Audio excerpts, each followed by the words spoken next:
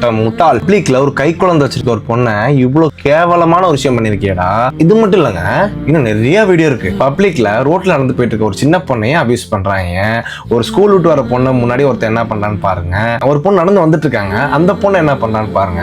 இது மாதிரி நிறைய பதிவுகள் இருக்குங்க. நம்ம சோசியல் மீடியால எடுத்து எடுத்து எடுத்து எடுத்து போட்டுட்டு இருக்காங்க. போறதுனால தெரிஞ்சிட போறாங்களா, இல்ல பேசுறதுனால தெரிஞ்சிட போறாங்களா? இந்த மாதிரி கேவலமான பிறப்புகள் இருக்கணுமா? ஐயா உண்மைதான் ஐயா, பெண்கள் வந்து அரைகுறையா ஆடைகள் அணிறாங்க, அதனால தவறா தோணுதியா, அதனால நீங்க தப்பு செய்றீங்க. பெண்களை பார்த்தோன்னே உங்களுக்கு ஏதோ தோணுது, நீங்க தவறுகள் செய்றீங்க. சின்ன குழந்தைங்களா என்னடா போடுது கேனா பையில, அதுங்களை பார்த்தா உங்களுக்கு என்ன தோணுதுன்னு இப்படி கேவலமா பண்ணீங்களா?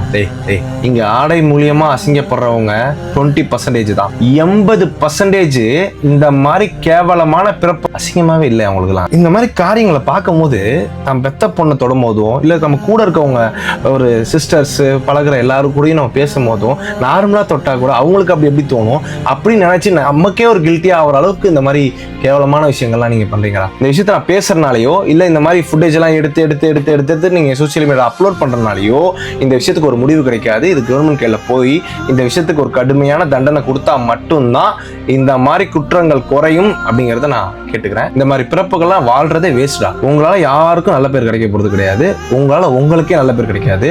இந்த மாதிரி பிறப்புகள் கூட இருந்தாலும் டேஞ்சர் தான். முடிஞ்ச அளவுக்கு இந்த வீடியோ வைரல் ஆகுங்க. ஓகேவா? என்ன சொல்றதுன்னே தெரியல.